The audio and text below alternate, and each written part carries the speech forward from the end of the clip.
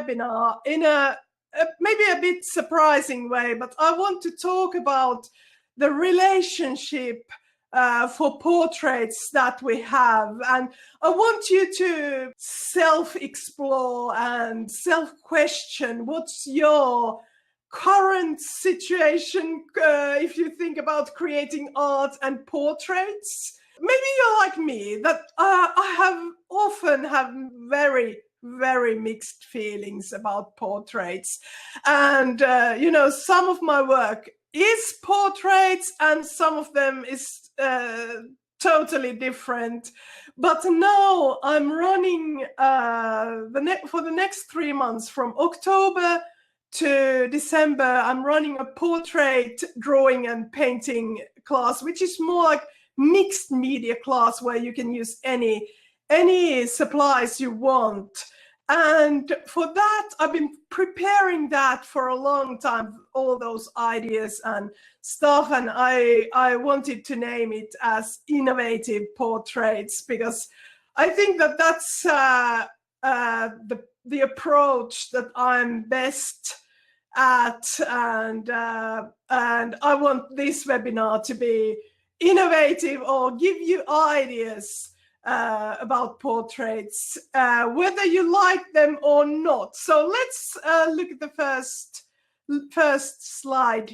Here's how I'm asking you, how are you feeling today? Do you recognize any of these types? Because sometimes, for myself, I'm often sometimes somebody of these three. And one of the things is that I can be the sensible one. And it means that I like my portraits to look as real as possible.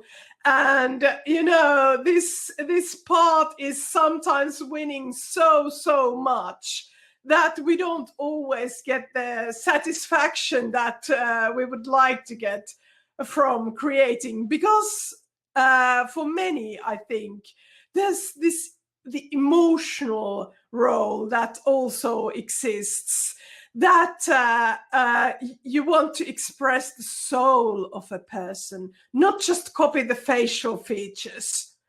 And then I think that this third approach, which is a bit shocking, but I wanted this to be fun, this webinar, and I wanted to use the word that I think that describes this kind of inner critic the best, the portrait hater.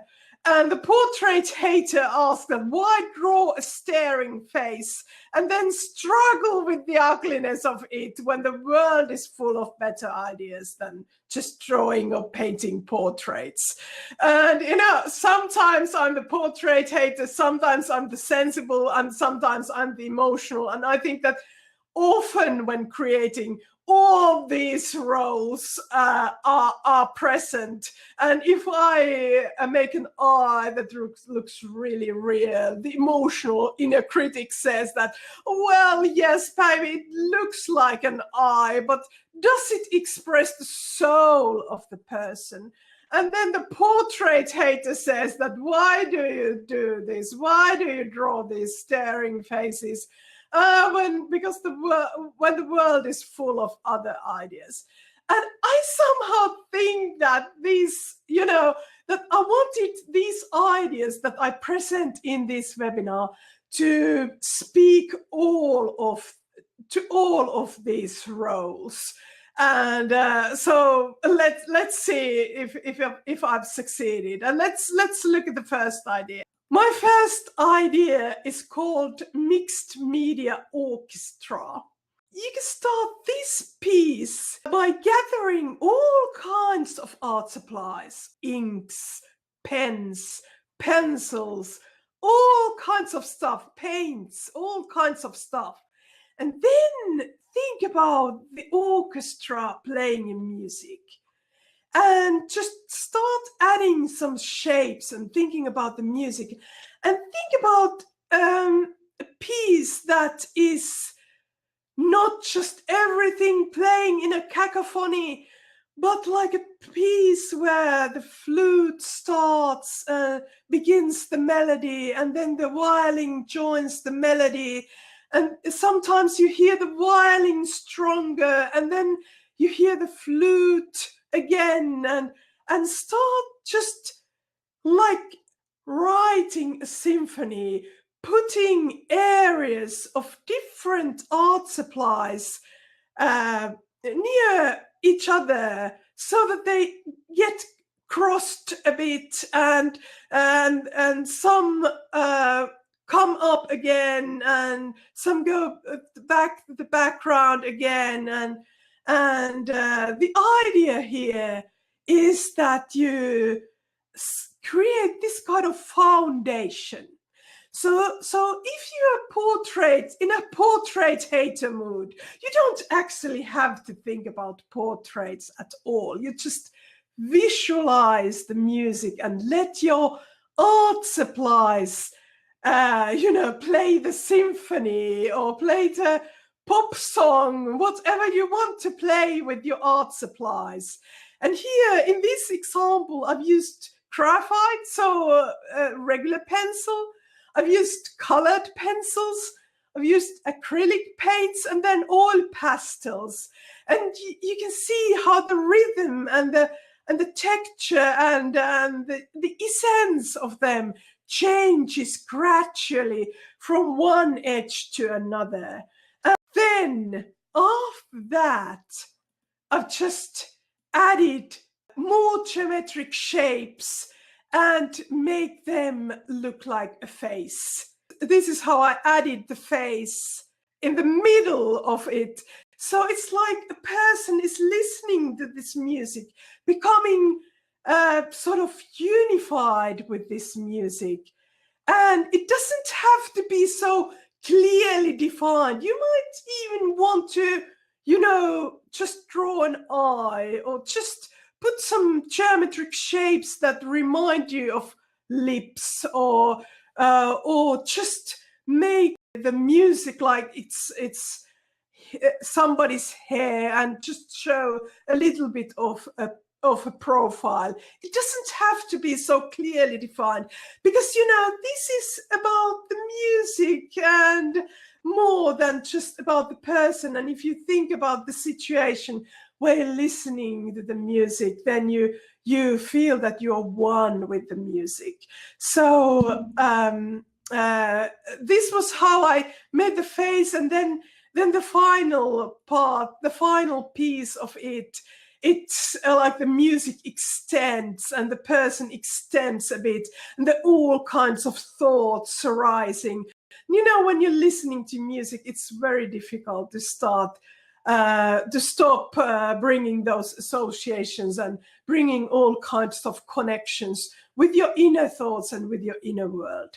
So this could be something that I think that the portrait hater would be quite inspired to do, because it's more about the music. It's more about that than about the portrait. And of course, also the sensible person can try to make the eye as realistic as possible, and then the emotional can express fully there too. I have another example of this. The idea for this came when I was taking my beagle Cosmo, which is now over 13 years old, to an ultra scan, because he had some problems. He didn't feel well. As soon as we saw the problem in the scan, and luckily it's cured with medicine, and so Cosmo is okay now. But as soon as we saw the problem, then when I stared at the scan, the image, I started thinking about how the world of plants and animals and humans is actually very similar if we look at it in a closer perspective. If we look at the cells, and if we look at all those organs that we have inside us, and the veins, they look a bit like trees and branches and such.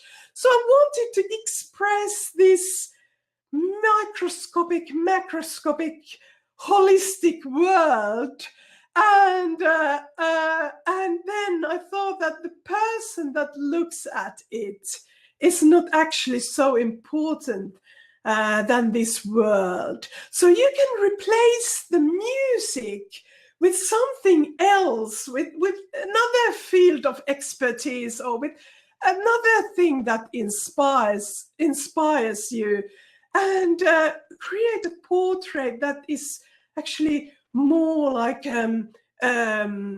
oriented, not so oriented about this particular person, but how this person experiences and looks at the world. So this is my first idea. I think that very versatile. Then the second idea starts with a very emotional mindset. All artists have some emotional connection with colors.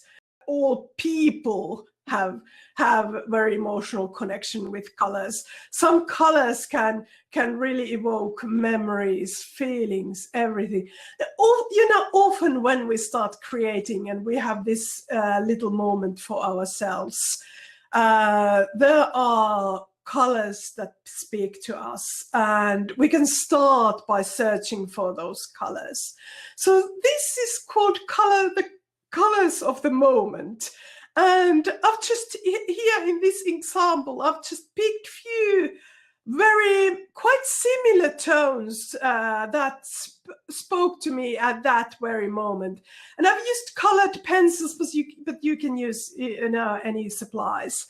And I've just layered some of these colors together, and I've just connected with the emotion that I have. And often when we have this thing, I don't know about you, but with me, it's often that when I have some kind of emotional connection with colors, I'm not fully able to express that in words. Say that I feel like this word now, but I know exactly what colors I want to pick. So this is for those moments. And then you can start asking more questions.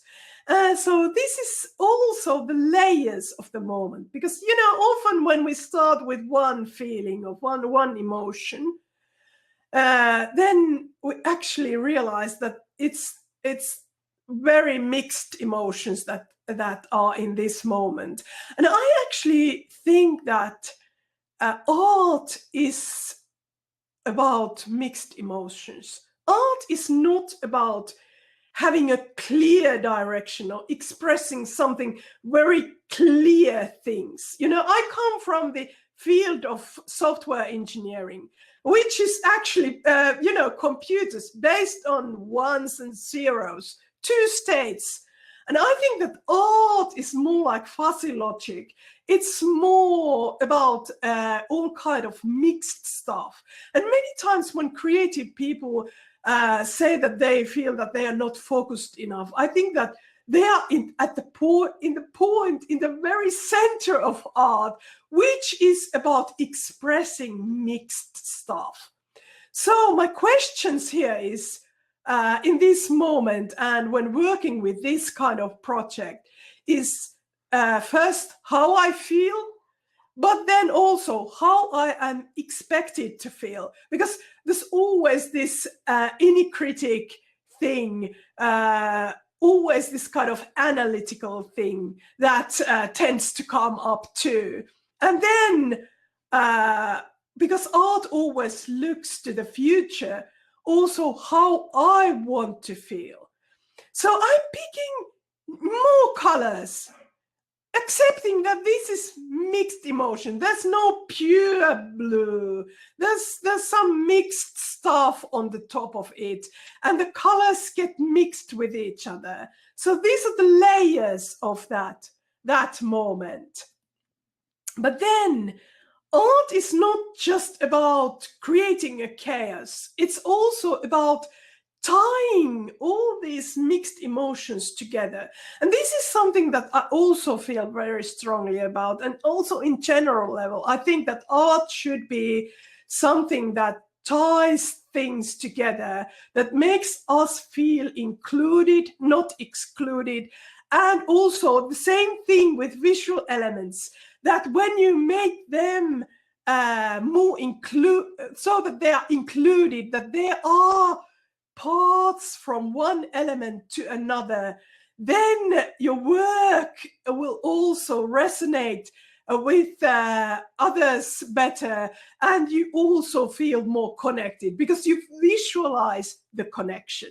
So then I started tying these all together, and just with simple, I used black here, but you can use any color.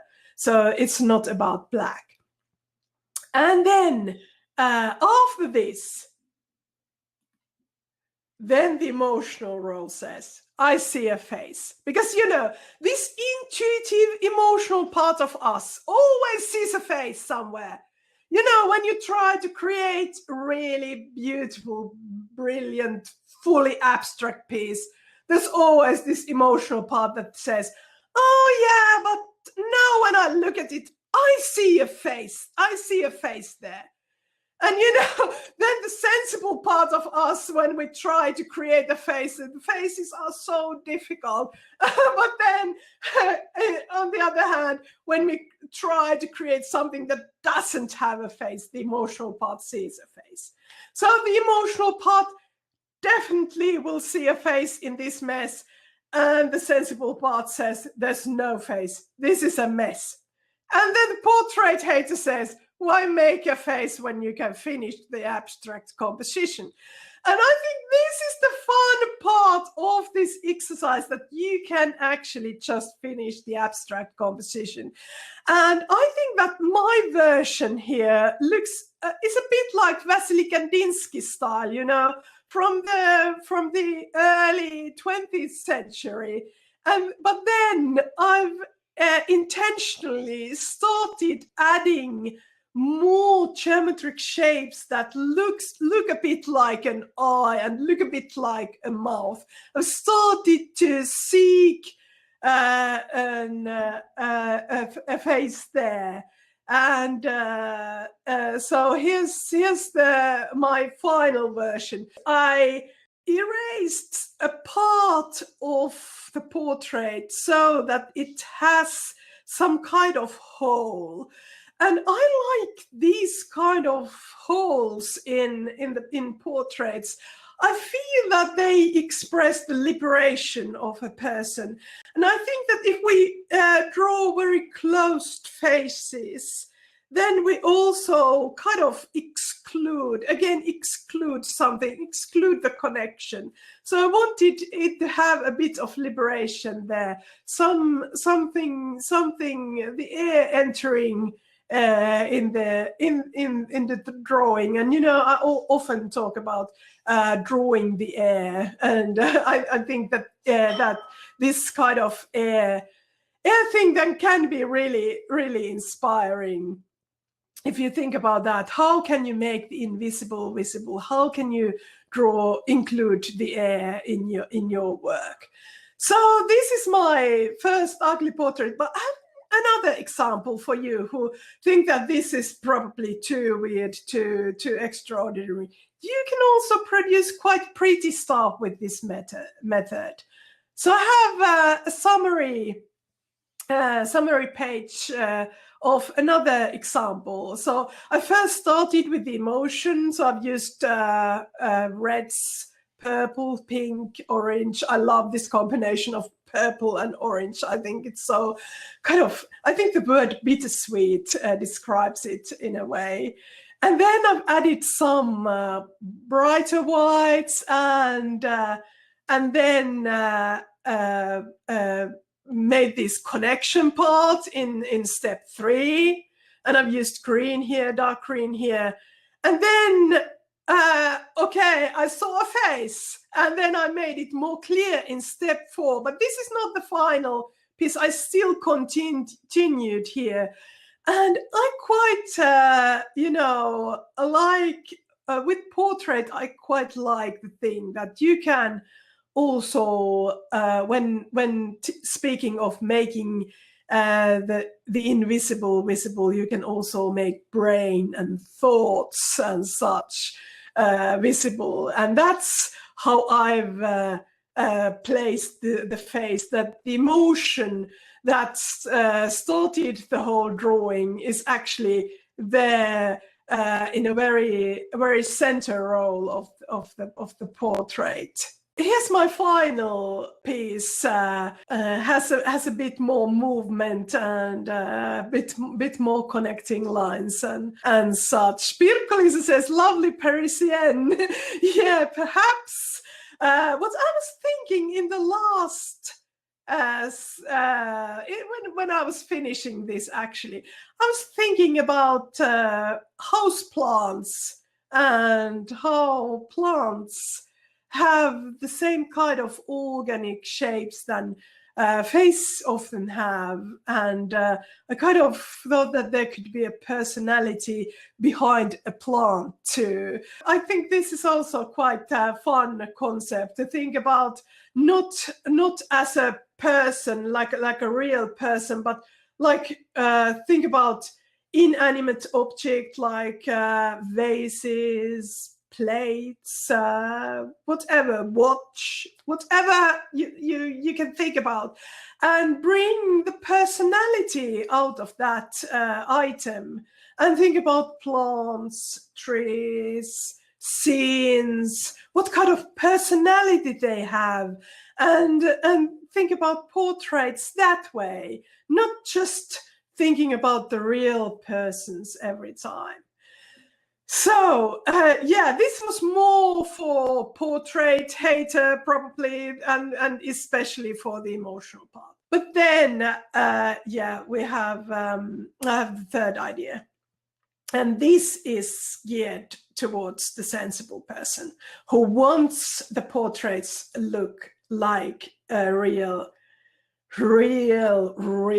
real. You know, these things that we have. Sometimes these thoughts that we can't really draw if we can't draw really realistically. The funny thing is that when we start learning that skill, then comes these other parts, the idea part, the emotional part, and we're still not satisfied. So it's always balancing between these things. But the first thing with the sensible one is to take 2 really bad close-up photos. You embrace the reality. Just pick your phone camera and put it as close as possible to your face. And don't smile.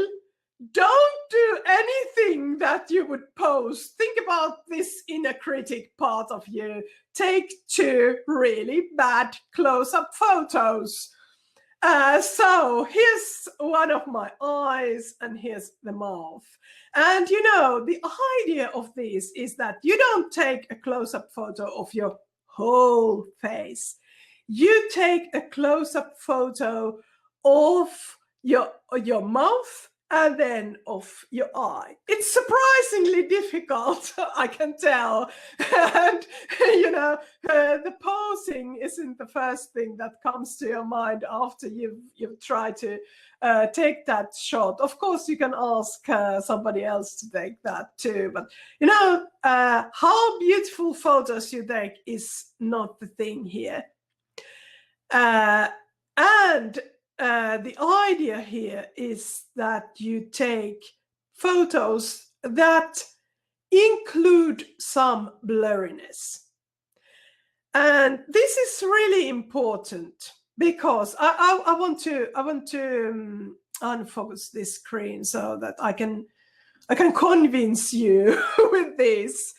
No, it's really important when you try to be the sensible one and try to create really realistic, photorealistic stuff. It's really important that you accept that the world is blurry. The world is not sharp. So if your photos are a bit blurry, they remind you about that the world is blurry. And if you create blurriness, it will look more realistic than if you create sharp lines. So this is really important. Things really look differently in real life than what we used to look at them. And that's why it's really important to take these really bad photos. Okay, what I did next was that I made these really big in size. So I can show you here. I have that here. So you see me drawing the lips here, and I also draw the eye. And you see the size here. This is Dilution's creative journal, this art journal of mine.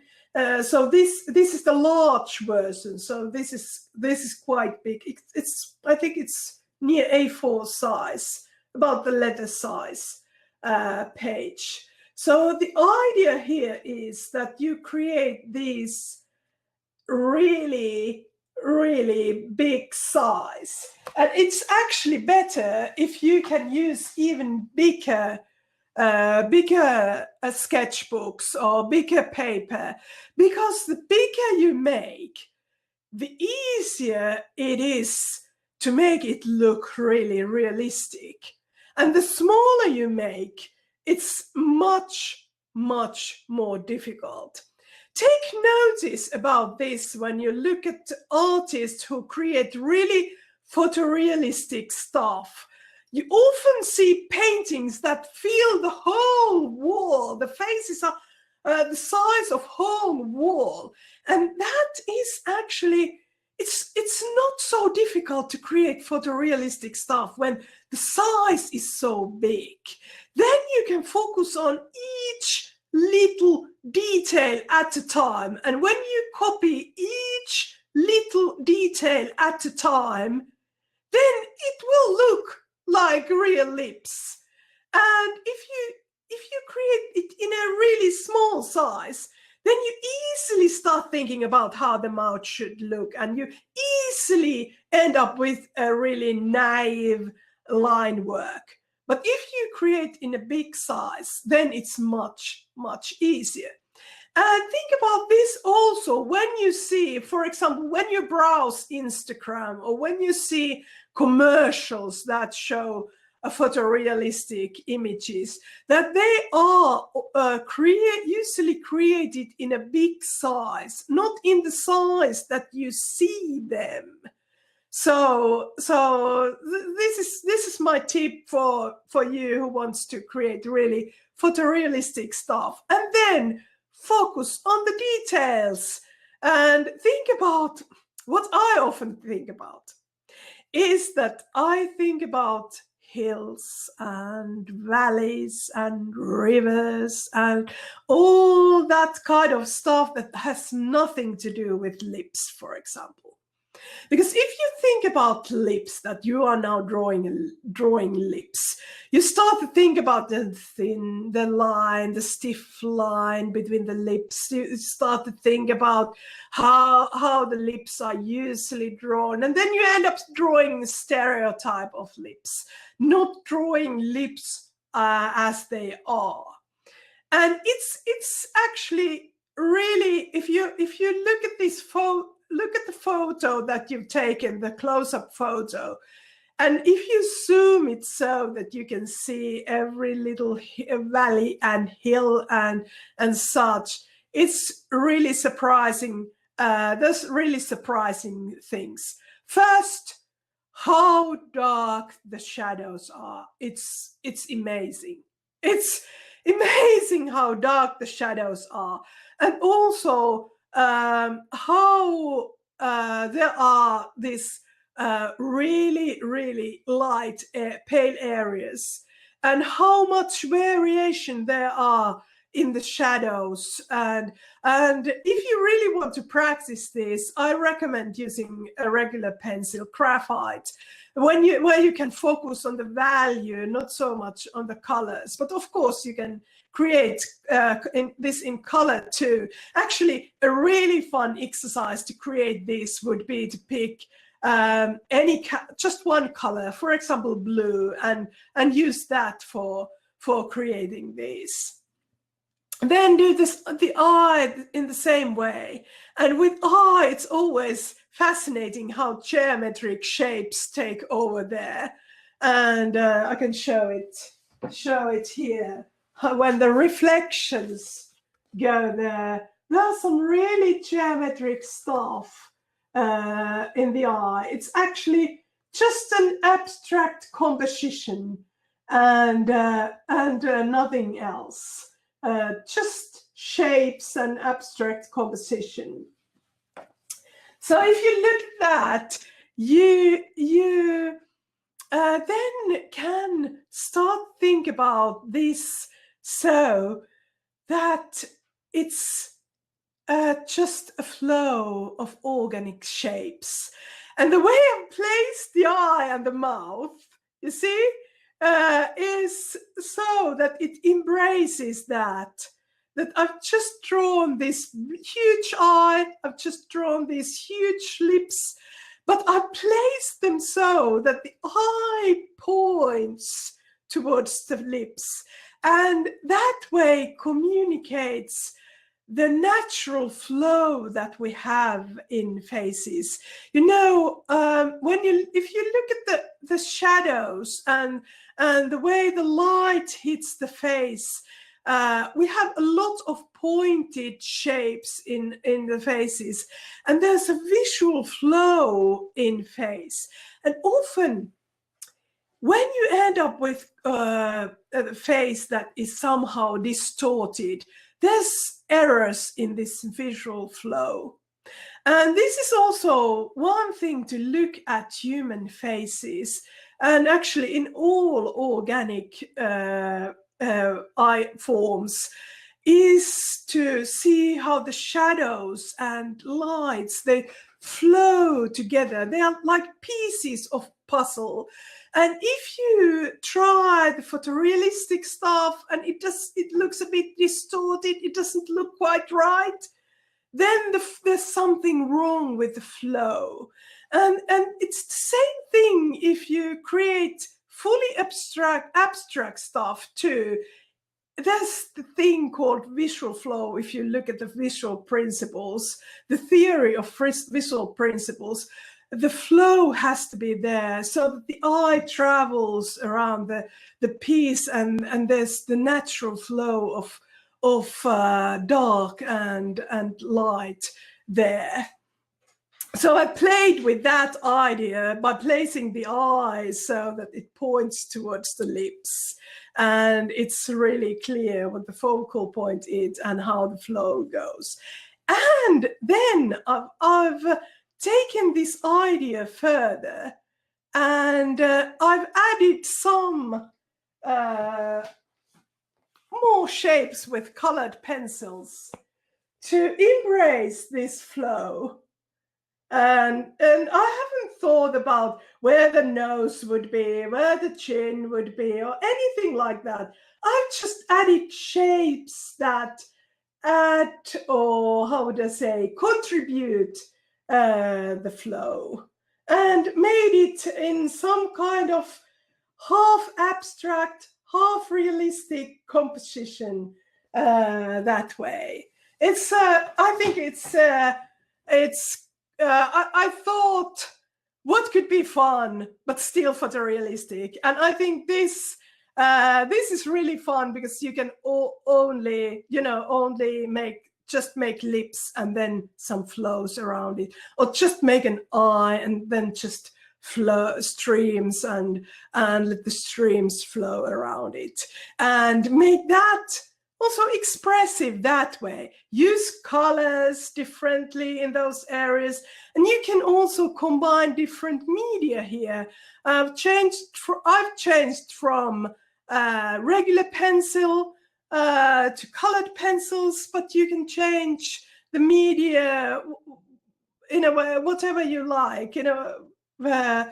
For example, use watercolors in the flow part. If you have really smooth watercolor paper, graphite pencil works really great on that, especially on HP hot press watercolor paper. And then you can make the flow with watercolors, and it will look really, really beautiful. I think this is a lot more fun idea than what you would first think. If you think about this, taking bad photos, just try to survive through that step, and then just try to enjoy making the hills and rivers and valleys and such, and then have fun and liberate the whole thing with the flows, with the streams. So this was my last weird but working trick for portraits. And I also want to mention my upcoming class, which is Innovative Portraits, more ideas to expand your conceptions on portraits, and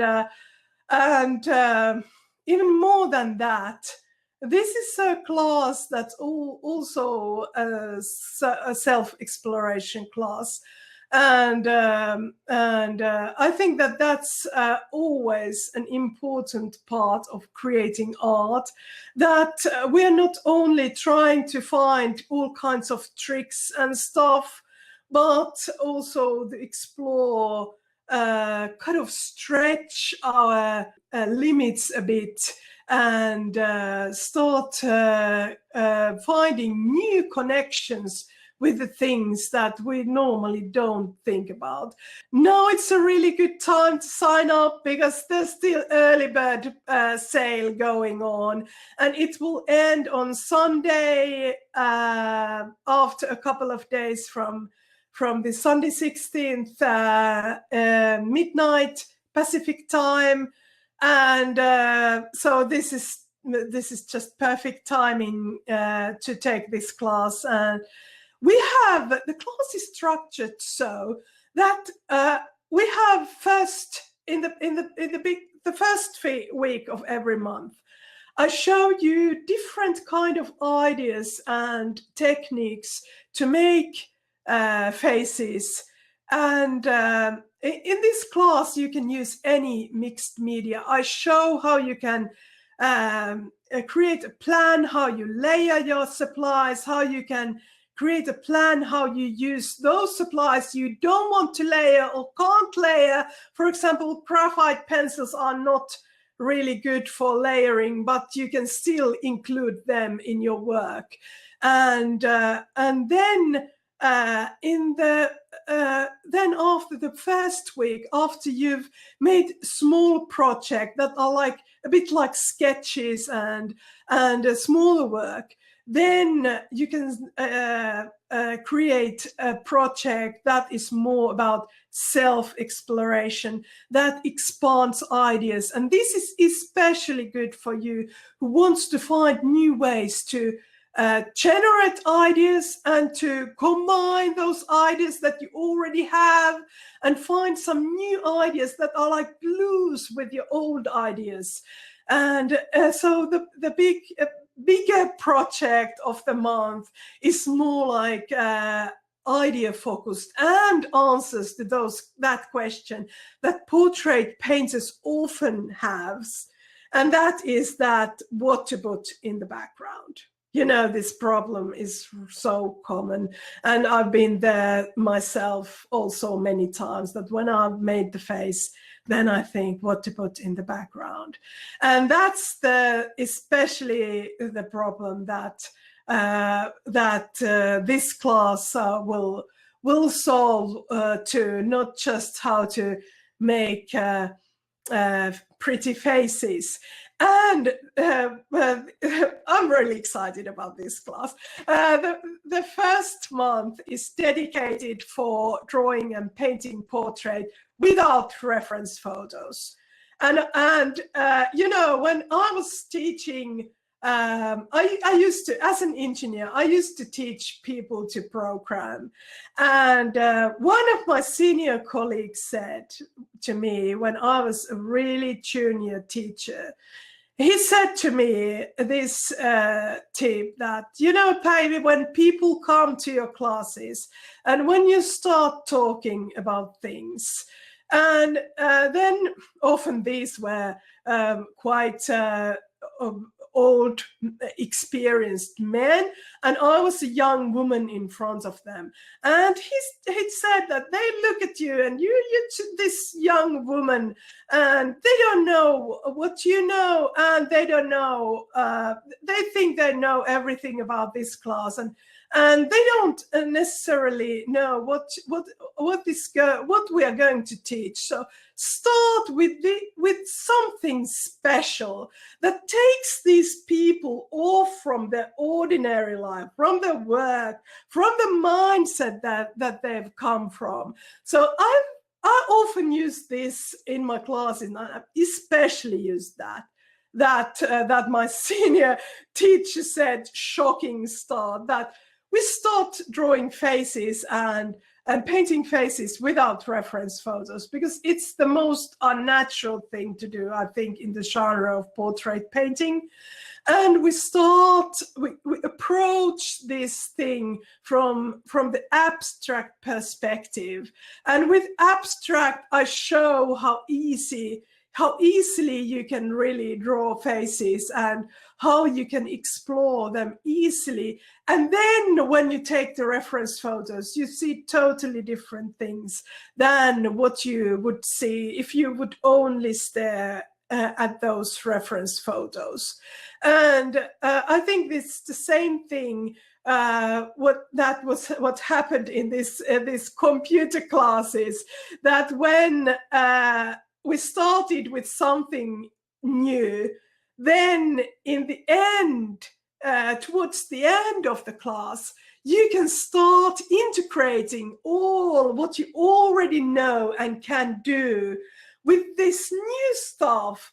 And the benefits are there much better than if you start with things that are really ordinary and common to you, and then we slowly progress the more extraordinary stuff. So that's the structure of this class. So if you haven't drawn or painted portraits without reference photos, or when you have done that, you haven't been very successful, the sensible part of you haven't been really very satisfied, then I think it's a great class. So I hope you will join. And this class also includes my art community, Bloom and Fly. And we have weekly feedback Tuesdays where you can post one piece of your work for feedback, and I will give in-depth feedback of your work. So that's the opportunity for every Tuesday during October to December, and sometimes it's even more beneficial to see the feedback what others get to, and join to give feedback to. So it's kind of somehow a kind of celebration day at the community. So I hope you will join the class, and I thank you for participating this live webinar. It was really good to have you here. I'm sorry I haven't got the time to see the chat, but I will post this video to YouTube and to my blog, and welcome to comment there too. I will also look at the chat later. One thing, the question that was here. There was a question that from a person who asked that how to get a free class that I'm offering on my website, www.peonyandparakeet.com. And she said that she has subscribed, but she hadn't got the free class. I've sent the free class for all subscribers when the class was published, but you might have lost the email, or you might have forgotten it, or you might have got something to do back then and you haven't seen that.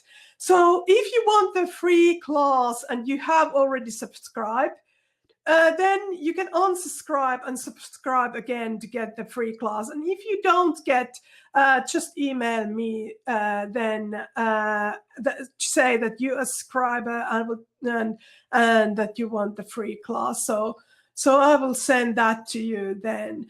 And if you aren't subscriber to my weekly emails, then do subscribe and you get the class is 2 parts. And it's about loosening up. It's a mini course, but I think it's something that you can go through again and again. And it also shows some of the ideas that where I based my classes, the technical part of that. So I hope you subscribe. I hope you will come to the class, and I hope you have a really great and especially innovative day today. Thank you, everyone.